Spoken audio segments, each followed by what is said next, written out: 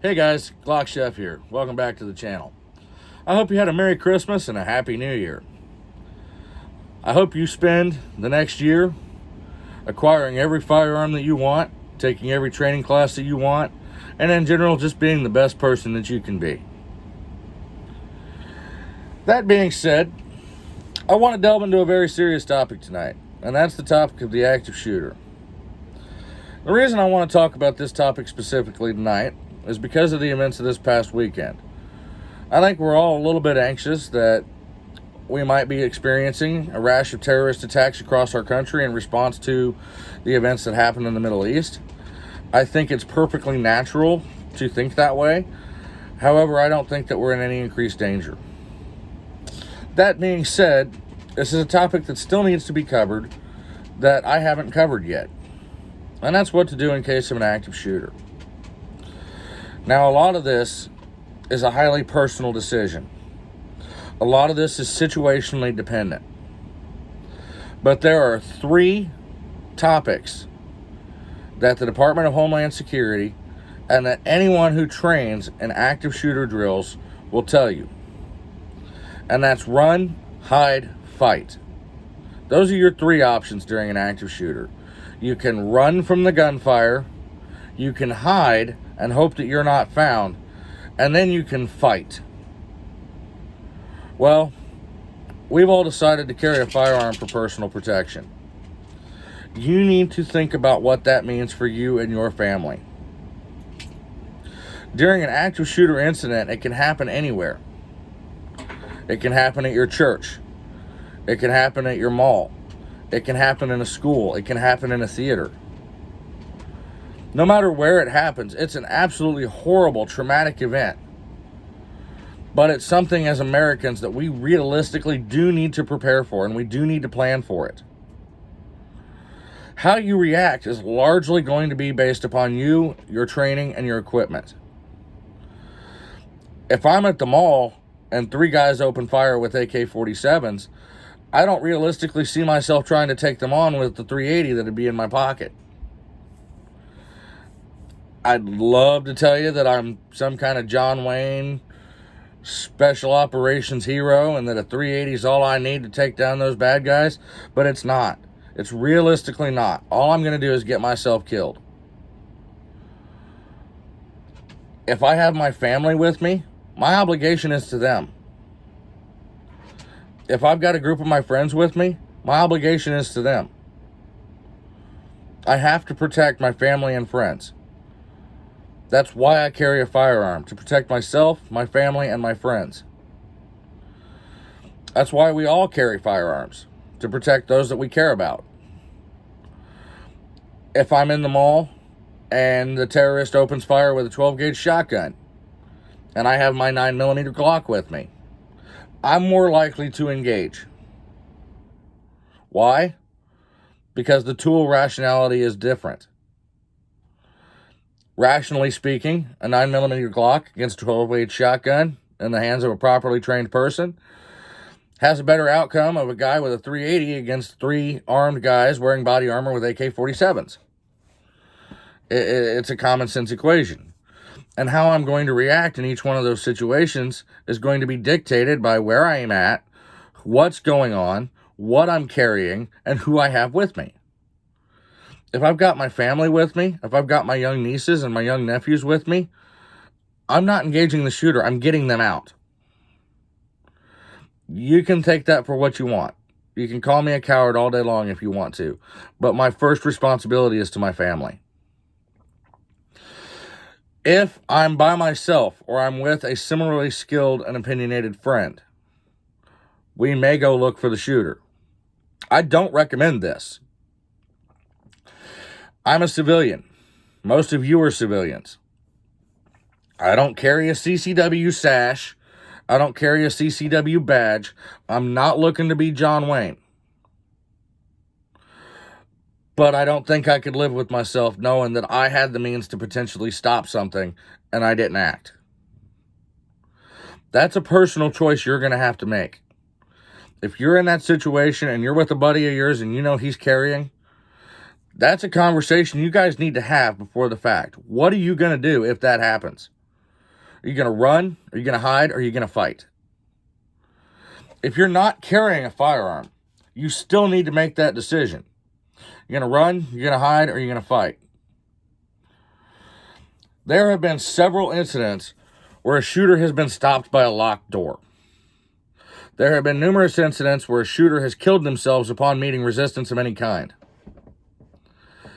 It's a personal choice. It's a very serious situation. If you run from the fight, if you run from the attacker, you're unarmed, or you don't have a weapon that you feel is adequate, or you don't feel adequately trained, nobody should belittle you for that. That's your personal choice. You made that choice. And the time that everything went down, you had your decision prepared in your head, you reacted, you did what you planned on doing. I'm not going to fault you for that. Nobody who has any standing in the firearms community should ever fault you for that. If you decide to hide, barricade yourself in a room and wait for the shooter to try to come to you, that's your call. If that's what you think you should do, based on your training and your experience and your equipment, then that's what you should do. Barricade the door, hide everybody you can, get everybody you can out, hide. Use your firearm as a last-ditch method to protect the people in the room with you. I'm not going to judge you for that. That's your call. That's your decision.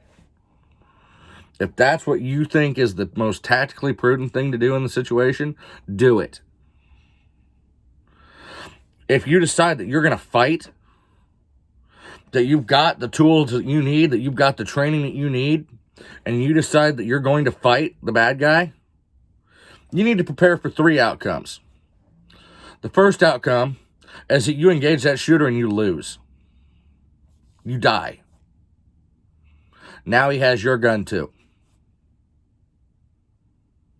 It's not something we like to think about, but it's a realistic thought. You engage that shooter, he could kill you. The second outcome, you engage the shooter, you win. You get shot by the police when they enter the building. I don't like to think that that would happen. I'd like to think in a perfect world that you're going to have the opportunity to put your weapon away, put your hands up, yell, hey, I'm the good guy. I stopped them. The bad guy's over there. In the real world, that may not happen. We had an incident in a mall, I think it was 2 years ago, where we had a shooter who actually was stopped by an armed citizen who was then killed by police.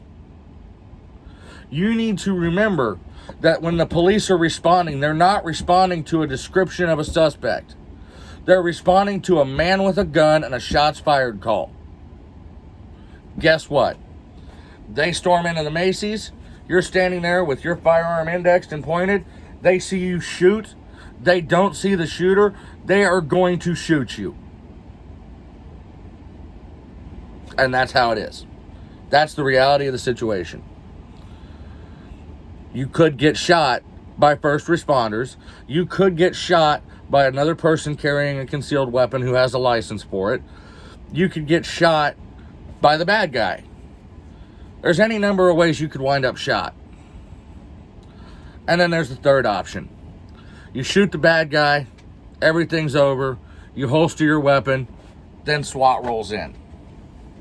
You got your hands up, you get down on the ground, you comply with commands, you ask for your lawyer. Now, a lot of you are going, well, hold on, Glock Chef, why do I need my lawyer? This is a clear shooting. It's a clear-cut case of self-defense. It is. In my book, in your book, and in the book of most rational firearms owners, and heck, most Americans, yeah, that's a good shoot. You stopped a bad guy, great. In your jurisdiction, maybe that mall's a gun-free zone. Maybe they've got a 30-06 sign if you're in Texas. Maybe you weren't carrying somewhere where you're supposed to be carrying. You could still face charges. Regardless of how good you are, regardless of how the situation ends, you could still face charges. Yeah, that's a harsh reality. It could still happen. It could. It really could. That's why you always say, not a word. You ask for your attorney. You inform them, look, I'm traumatized, I'm shook up. Point out any evidence. You know, his gun's there. He was shooting in that direction. There's all of his casings. My casings are over here. I had no choice. You're just pointing out evidence. You're not incriminating yourself. But make sure that this phrase comes out of your mouth. I was in fear for my life. I want my attorney.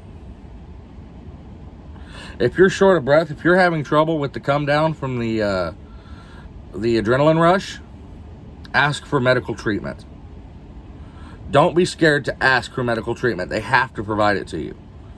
And it will give you a chance to catch your breath. Maybe not get your attorney to the scene, but it'll give you a chance to catch your breath and recollect over what's going on and get a clear picture in your head. You don't want to make a statement immediately after the fact because the details aren't going to be there. You're going to want to wait 8 to 12 hours before you make an official statement. Most people will say 24 hours to 48 hours. That's enough time to consult with your attorney, get everything locked down, and give a clear, concise definition of what happened. There's 3 outcomes of fighting. 2 of them you get killed, 1 of them you don't. Whether you get charged or you don't get charged isn't really a factor in my mind. It's whether you lived or not.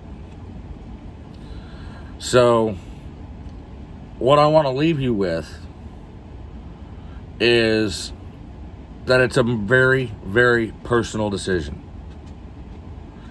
And that's the biggest thing I want to come across. There's guys out there who are going to say, if you don't engage and you don't try to kill that shooter and you don't try to stop that threat, that you shouldn't even be carrying a gun. There's people that are going to say that if you try to engage that threat, you're Rambo. You're just looking for a fight. You shouldn't be carrying a gun. There's always going to be judges. There's always going to be critics. No matter what you do, you're going to be criticized. You're going to be picked apart. Doesn't matter what you do. The most important thing during an active shooter situation, whether you choose run, whether you choose hide, whether you choose fight, is that you make the choice.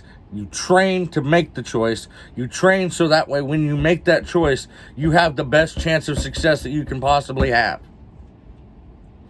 And then when the you know what hits the fan, you act. Without thinking, on instinct, you act. You're not going to have time when that happens to think, what should I do? You're going to need to react immediately, decisively, and correctly. Because the alternative is you die. Point blank.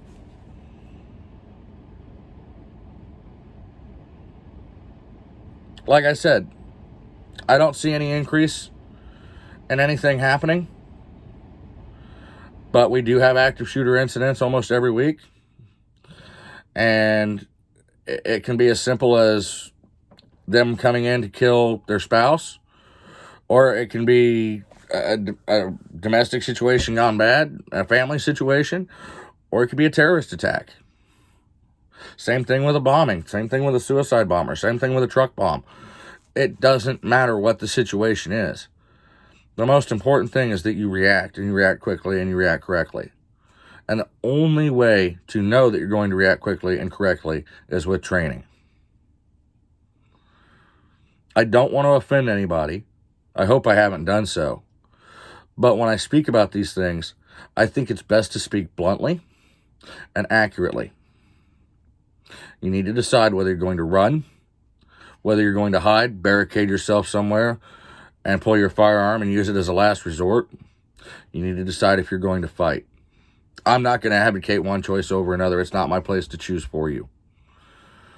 But when the time comes, act decisively, act correctly. Take training, and let your training be your guide. This is Glock Chef here signing out. If you like what I have to say, please subscribe to the channel. Please like the videos. Please visit my other videos. And if you really like what I have to say, and you really like my opinions, and you like my material, hit the bell, and you'll get a notification when a new video pops up. I hope to get one up every week or so. Please allow for some lag time if my work schedule adjusts. Hope to see y'all soon. Clock Chef signing out.